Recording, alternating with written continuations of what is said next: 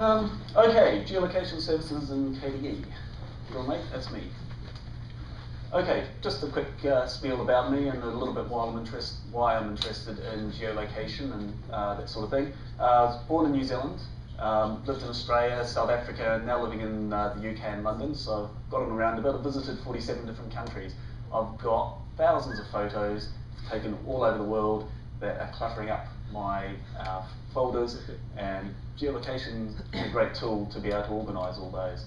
I'm also studying archaeology. It's my other great passion besides KDE, and as part of that, I'll be studying GIS. One day, I hope to be able to start a second career in archaeology, doing GIS consulting work.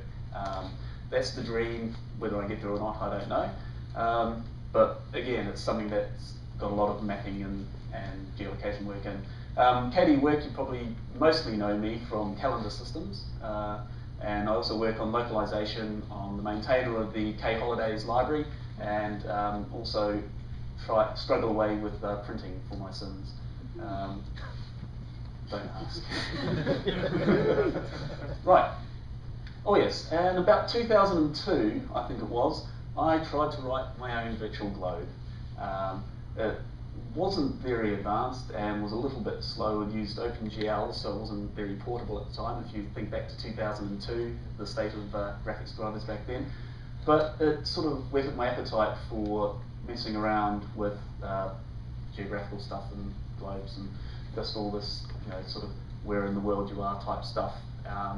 These days, of course, we have Marble, which Torsten actually acknowledges that cartographer was a very distant ancestor of it and part of the inspiration for some of the features in Marble, which is, it's quite nice for me to think that such a fantastic tool as Marble just had a little bit to do with. Right, so what's the talk about? Basically, we have a problem. Geolocation is a great thing to have, but we don't have a common API to do it with. So if you're trying to implement geolocation, you're going around and picking and choosing one of several options, none of which are actually very complete.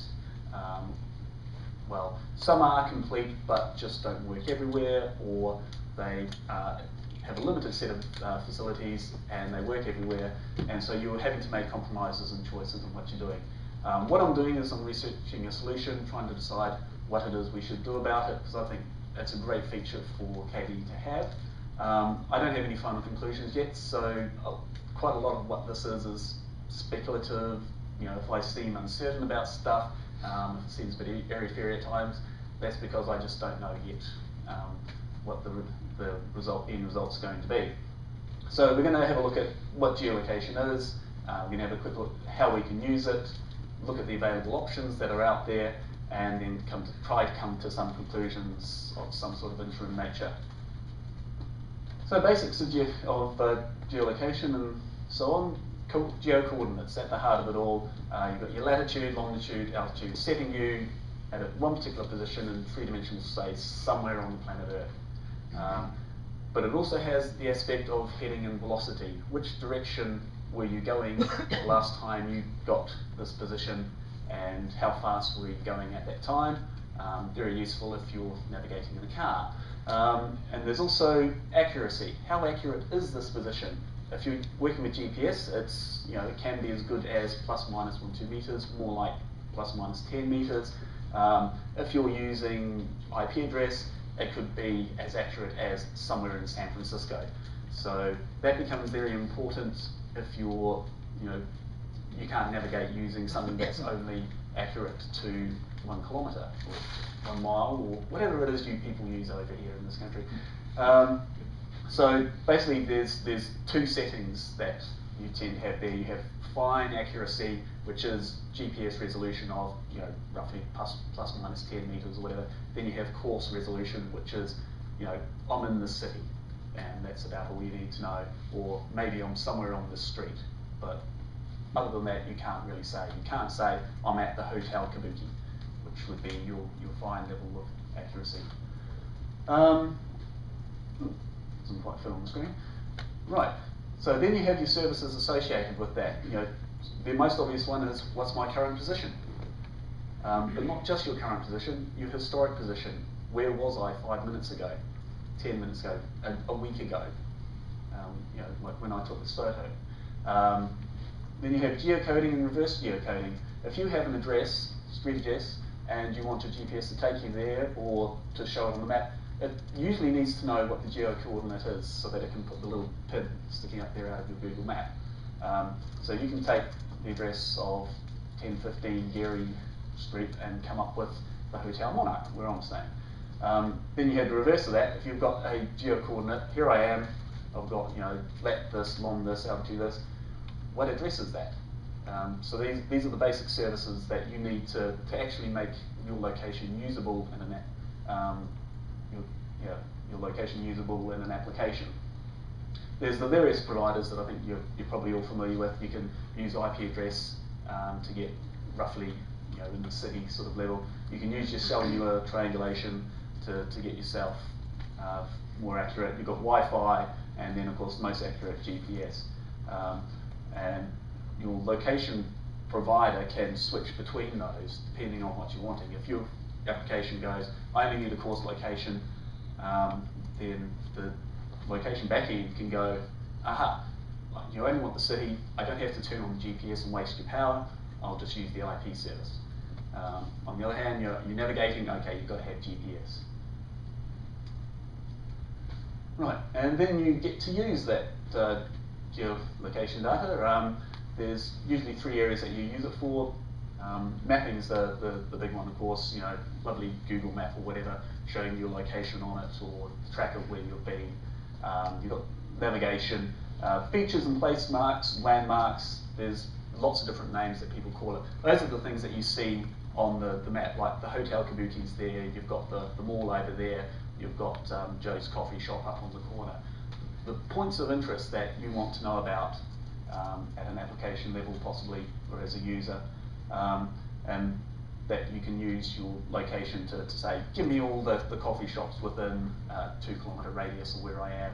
You know, oh, that one looks good, I'm going to go there.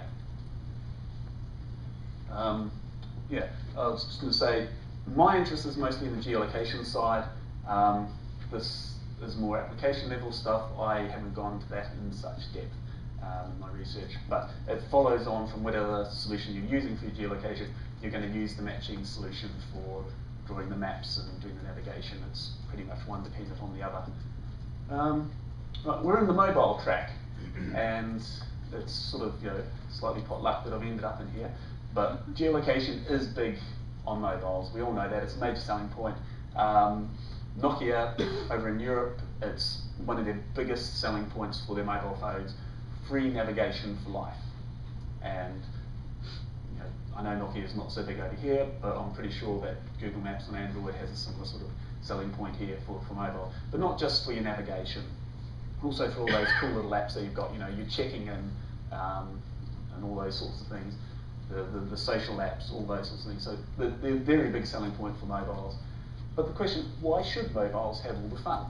Why should there be some sort of, you know, artificial split between, oh, those are mobile apps, they get to know where they are, those are desktop apps, they don't care. Frankly, I think that's a false, you know, division. It's something that it's far better if we have a single solution going across all of it, and that's what we're going to look at next. So, I'm like, there's 2 ways that I see you can 2 levels of integration you can have with geolocation services. One is that the application level. This is the cool stuff that most people think about, swings to mind. You've got your mapping, your navigation. Google Star Map. Who's ever played with Google Star Map? Very, very cool thing. I don't think people will quite see it, but what it is what you do is there's a star map there, and it probably can't see it. Yeah, too dark. So what it does is it says, okay, what's your location? Which direction is the mobile pointing in? Okay, you're looking over there. That star over there. Here's what you should be seeing. Really cool little toy. Try play with it sometime if you want. I'd love to see that implemented in K-stars on a mobile. It would be absolutely fantastic. Weather applets are one of those ubiquitous things in KDE. We seem to have about a dozen different ones. And you know, I touch down here, and plugged in the laptop, went online, went to check my weather app, oh, it's stuck on London. Why doesn't it go, hey, you're in San Francisco now, and you want to know what San Francisco weather's like? By default, switch to the current location. You've got your geotagging, your photos, proximity services. What's near me or who's near me? Are any of my friends in close vicinity? Messaging, telepathy. There's talk about which of my friends are close nearby who I can chat to. Who in KDE is within 100 kilometres of where I'm living. Those sorts of things. The address book. Why can't we have a little map of, you go into K-address book, click on a person, hey, there's the map showing the home address. Just really cool little integrated things like that come in at the application level. Away.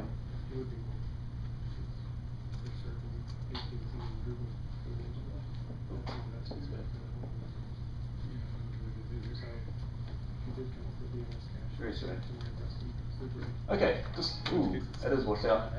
Quick look at a couple of the applications that we have. For example, we have Digicam, which makes very good use of application level integration. It uses its own library here that they call them KMap. That's an abstraction layer over Marble or Google Maps, and you can see where your photos were on the map there, where you took them. You can do, if you don't have the geo coordinates programmed into the photo already, you can do the coordination with saying this photo was taken here. You can do the geocoding, the reverse geocoding lookups to get addresses to match those. You can also use it for sorting, say find me all the photos within 100 metres of this spot. And you could actually see how that would be quite useful if you were to hook that up to web services like Flickr. Oh, I need a photo of the Brandenburg Gate. Rather than searching by the word, just click on the map and go give you all the photos within 100 metres of here. Another application is Workout. This is an exercise program for GPS as you download the tracks from when you've been out on a bike ride or a run or whatever, and it shows up on the map here exactly where you went as part of the overall view of your training session. Those are the sorts of things that we normally think about when we're thinking about using geolocation services. Why should it only be an application level? Why don't we have it at a platform level as well? Why can't we do things like switch your plasma activity based on where you are? You've been to work all day, close the laptop down, you go home, you open the lid, your laptop goes, I've changed location, I'm at home.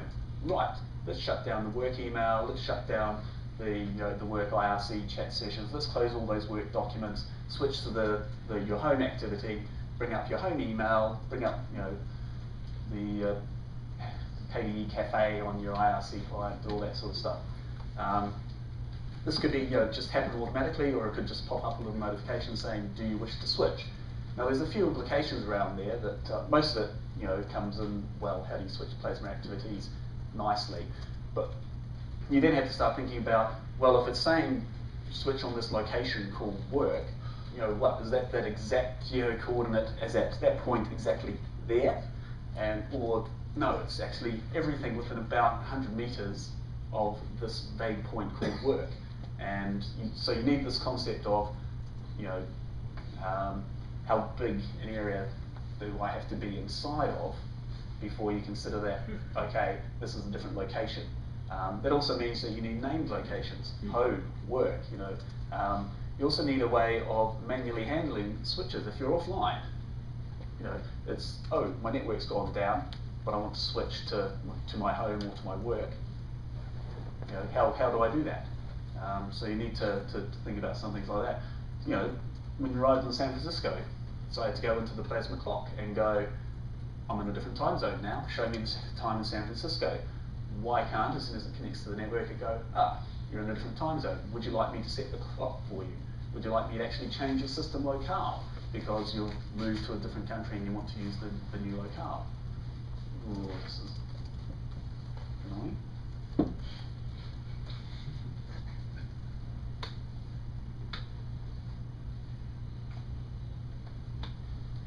Yeah, you see Max is so cool. When you're installing, you come up with, where are you in the world? It's like, hey, it's why should a locale actually be locale when you're doing the installer? Go, I've looked, you're online, I've checked your IP address, you must be in Germany, right? We'll give you the default locale will be set to Germany without you having to do any intervention. We've got HTML5 has come along. That's got the geolocation standard in it, where, for example, you go to Google and you do searches. It tells you everything within. You search for coffee shops. It knows you're here, so it'll find all the coffee shops within a few hundred meters of the Hotel Kabuki. Calendar systems. You knew it had to come in somewhere. There are calendar systems that are very dependent on where you are in the world. The main one being the Islamic calendar system, which is based on sunset. And if you want to know when your new year, your new month starts, you're waiting for the sunset. It's still various rules around observation, but you can get a very close approximation by saying, okay, if you're at this point in the world, then the sun is going to set at this point in time on this day, right, that's the first of the next month. And be a lot more accurate than the basic formula that we're using at the moment. And yeah, it really is that difficult in the Islamic religion that you can have people a few hundred kilometres apart marking the start of the month on different days because they see the sunset at different times. Holidays. Okay, holidays. There's holidays based on seasons. On the winter solstice, summer solstice. Again, well, that one's not based on geolocation, but there are some that when you go online, it should be able to tell, okay, you're here, these are the holidays you want to be using, holidays you want to be observing. The semantic desktop, Nepomuk, Zeitgeist and all that.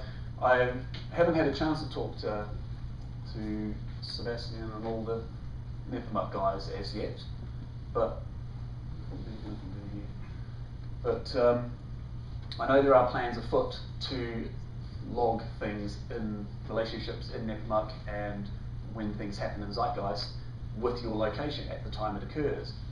Now that's starting to get very low down our stack, and so we're starting to see that there's stuff there from KDE libs, there's now stuff there from KDE support that want to know where you are when something happens.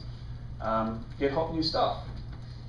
For example, if you're downloading something in Marble, you might just want to get all the things close to me. So again, get hot new stuff could possibly have geolocation stuff in it. Attica for the collaboration service. At the moment that uses the plasma data engine. Perhaps it needs to be further down so that anybody using the collaboration stuff can actually go, hey, who's close to me? Pretty sure there was something else at the bottom of that, but can't see it. So, it's sort of talking platform. The ideal solution. Single API for all our platforms for mobile and desktop. It needs to be lightweight because if we try to make it a compulsory dependency, we don't want it to be very heavy. If it's optional, we want it to be light enough that people will feel encouraged to include it. It needs to be available at the lowest level in the stack possible. We don't want it residing up in Plasma or somewhere like that. It needs to be something that other libraries and KDE support can use. Needs to use free data providers. This is something I'll discuss a little bit more in more detail slightly later. But basically, the restrictions on the proprietary services are not something we want to be forcing on our applications. And like I said, I think it should be integrated into the platform, not so that all apps have the option to use or not, so that it can be used in the deepest levels of our infrastructure, rather than just being something superficial at that level. So, what are the current options we have out there? There's the Plasma Data Engine. I'll go into these in more detail on subsequent slides. There's Marble. I said Digicam could have this thing called libkmap, but really it's built on Marble or Google Maps.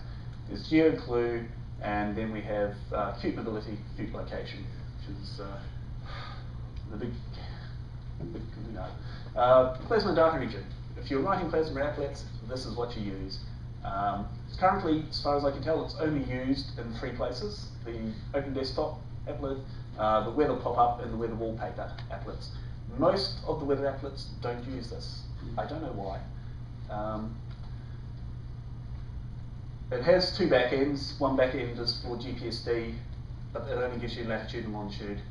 It also has a back end for, based on your IP address, which will provide you with the country and city latitude and longitude, which is what you'll get for most cases unless you have GPS services running, GPSD running in the background. Doesn't have any proper geocoding support. You do get the country and city out of the IP backend, but you can't do separate queries saying, you know, I've got an address, tell me where the coordinates are, and vice versa. You're just stuck with what's my current location, my current city. You can't do any other queries. So that's fine for applets, but it's far too high up the stack for the desktop or other libraries or applications to use. It's very much only for Plasma. We have Marble and libmarble. Basically, I'm sure you've all had a play with it at some stage. It provides geolocation and also provides you with a mapping library. It has starter backends are all free and with a capital F, so there's no worries about any restrictions. You can just use it without having to think about anything. It also offers many advanced features, projections, routing, all the loading special file formats like KML. It's got pretty much, well, every feature that you could want, or it's developing them at the moment. It's also standards compliant. It's in fact applying to be an incubator project with the OGC, I think they are, the OpenGIS Consortium. It has a single dependency, you've got one package, you've got the works. It's all built in. Can also be used as Qt only. So it's not just for KDE applications. Anybody who wants to use it, in fact, there are a lot of applications out there already using it, using libmarble, that is. In fact, you know, the most famous one being the Austrian Digital School Atlas that makes use of it. There's some important stuff at the bottom of that screen that we can't see.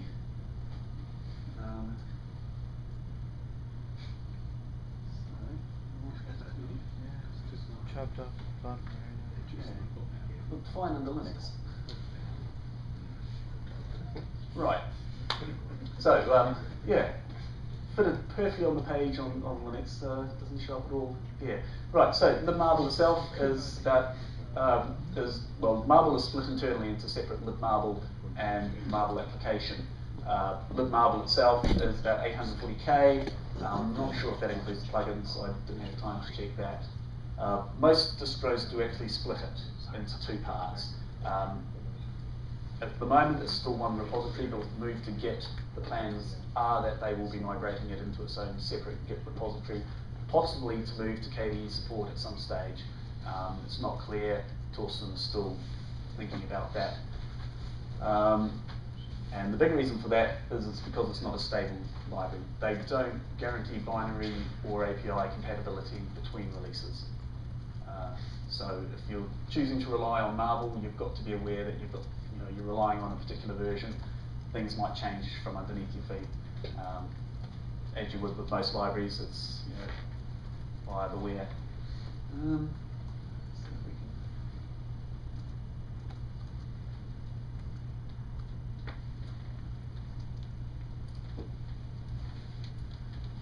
Right, GeoClue.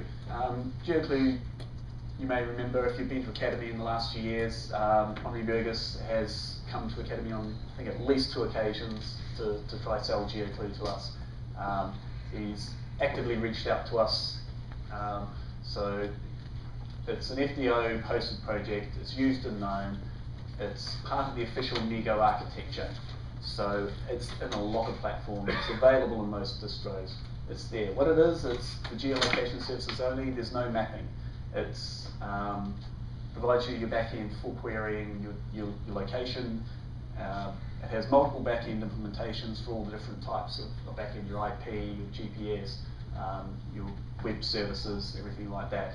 And it has a master provider that goes, okay, you want a coarse resolution location, right, I won't use the GPS, I only need to use the IP, and vice versa. It will make a decision for you on what is the optimal backend to be using at this moment in time for the query you have asked.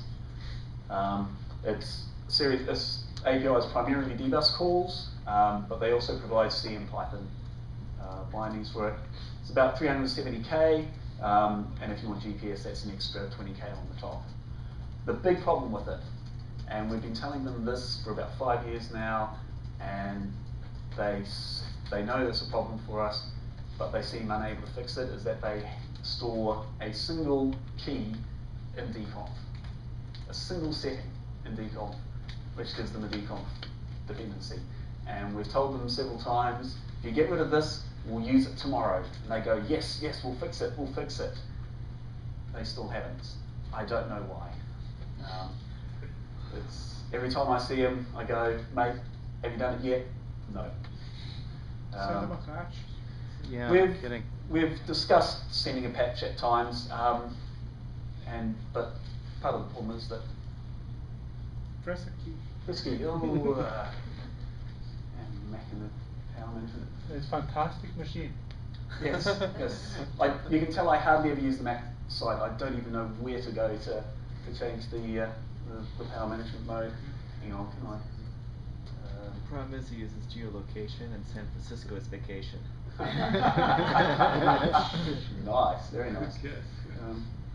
Yeah, so we need to work with them and try to get that solved. Otherwise, you'll see why in a minute, why we really need to do it.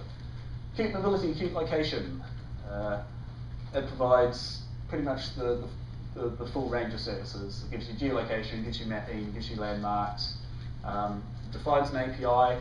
It provides some backends to provide you. It does simple flat tile maps, so unlike Marble where you can have different projections and have a whizzy globe going around in circles, it's your classic Google Maps interface where you can drag the flat tiles around.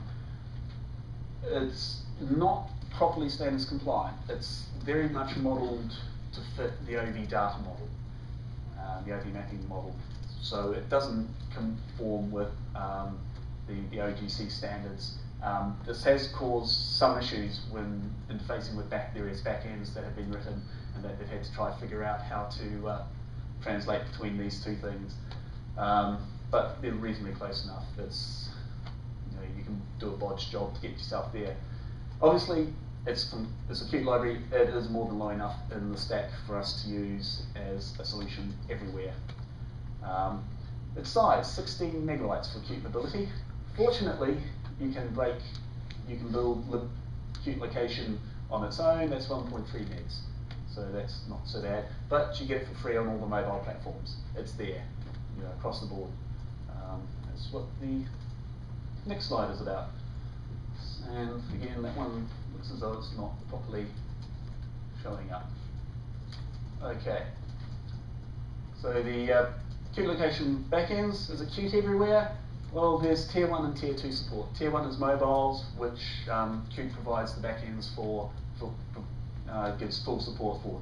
Tier 2 support for the desktops. That is, the APIs are there, they compile, they are not actively supported. They don't build backends for them, but the documentation does say they would welcome any contributions. So the backends that are available, there's the Symbian, Nano, Wince, all are currently there. There's an Android port as part of the Necessitas project.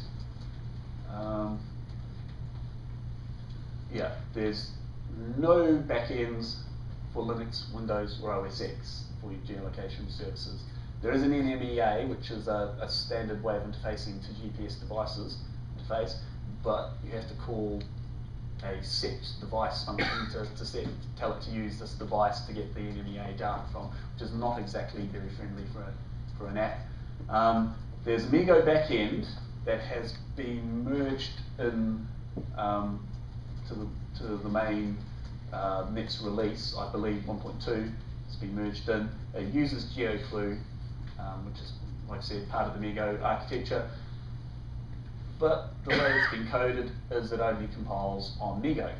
So if we want to use that as Linux, we'd have to come up with patches to build a separate Linux backend.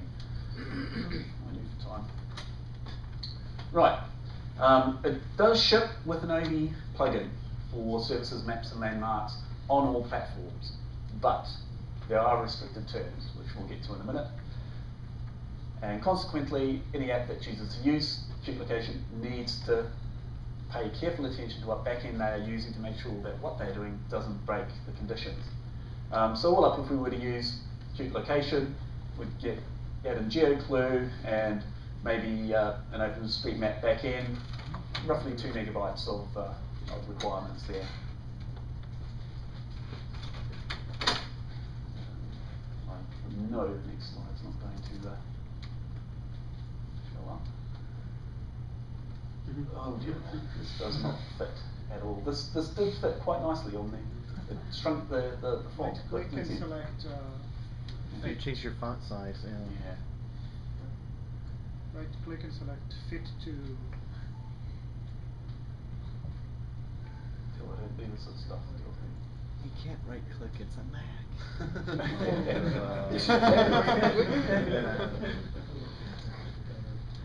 Option Oops. So you say right click and the menu is different. yeah. Okay. Oh, Well, I'll try to do it here. Yes, this did say only the small print because the font size on this was tiny to fit everything on the screen. So, only the small print may require registration, which is subject to termination. May delete any data if they do terminate you. May introduce service charges. May have volume limits, which may change. May not be available in some countries. May include advertising. May link to third-party sites. You must agree to the Nokia privacy policy. The one I really love, must use good manners. Followed shortly by the don't do anything illegal, don't do any porn, don't do anything that we don't like, basically. It's subject to the US Export Administration regulations. The real killer, you can't use it in an application which does navigation or routing, or is primarily used for data capture, or is substantially similar to an OV or Nokia navigation or location product. Basically, don't use OV data to compete with us. We don't like it. You're not allowed to use it for an internal business app. So if you're a courier company, you can't code yourself a nice little mobile app to dispatch your packages and come back, because that's an internal business use. You have to make the app available publicly to anybody who wants it. And there was... Right. There were more.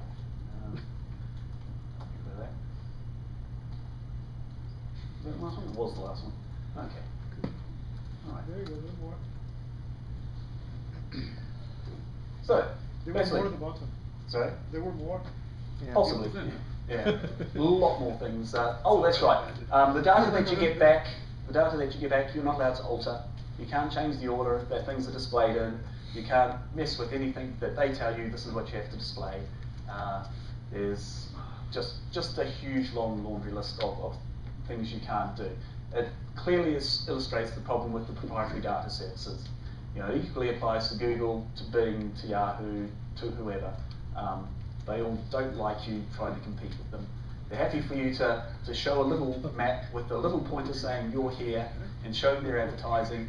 They don't want you to actually be able to do anything terribly useful with the data. There was some vague rumour scuttlebutt that maybe the OV terms and conditions would be relaxed. Then the whole Microsoft deal came through, a key part of which is the OV data being used as part of Bing Maps to improve the navigation and routing in Bing. So I don't think we're going to get any improvement to those terms and conditions. Basically means steer clear of it, don't touch it with a barge pole.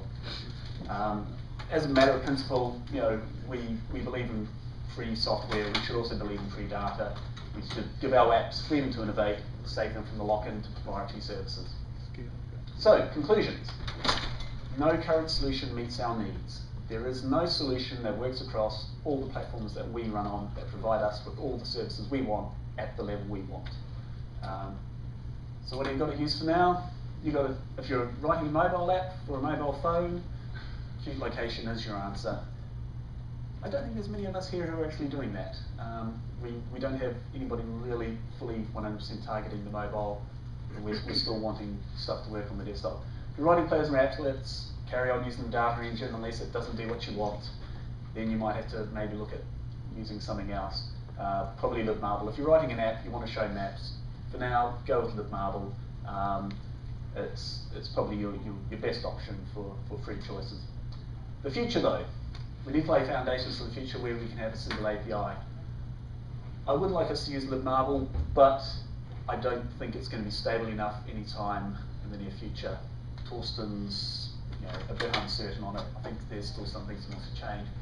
I don't think we can try force them into saying in 6 months' time we're going to freeze this library and make it useful. It would stop their ability to innovate and build new things. Geolocation obviously is stable enough. It's everywhere. You can find it on all the distros now, even if it's monolithically packaged at the moment. But there's many issues that need to be solved if we're to use it. We need the desktop backends for Linux, Mac, Windows. Linux probably GeoClue. Mac, Snow Leopard has a geolocation API that would be fairly easy to make backends for. Windows 7 has geolocation, but I don't know what would do for Windows XP. Who knows? We need free data plugins, OpenStreetMap. There are a number of efforts underway out in the Qt community where people have written Google Maps backend, OpenStreetMap backends. The Google one got shut down very quickly, but there are a couple of people who have OpenStreetMap ones, but they're only as their own private repositories as part of the applications they've written. Possibly we could get together with the Qt community, host a project in KDE support to implement those backends and plugins. And obviously we need to solve the GeoClue problem. We really need to get on to Henri and his friends. That might sound all very well, let's go with duplication, but hang on a minute here, If we're doing all this code and going all to this effort to come up with some geolocation system that's working, why are we then relying on duplication? What do we actually gain from it? There's suddenly all these extra external dependencies we're having to rely upon. Maybe we should put the effort into libmarble or into some very simple abstraction layout. If we were using geolocation, I don't know if we could make that a solid dependency for KDE. It would have to be runtime optional, which would mean you have defs all over the place and you would just not know whether these things are going to work. If it's going to be something fundamental in our infrastructure, I believe it needs to be something that is there as a hard dependency, and it can always be available, even if it's as minimal as you query, there is no backend load available on this system. You just give back a null location or a default location saying that that's been previously set. One possible solution that occurred to me about 3 AM this morning, because it's a shame we can't move the core QGeoCoordinate and QGeoAddress classes from Qt location into the main Qt library, to Qt core. I know it's in its own namespace, but I guess it would break binary compatibility for them to move it over.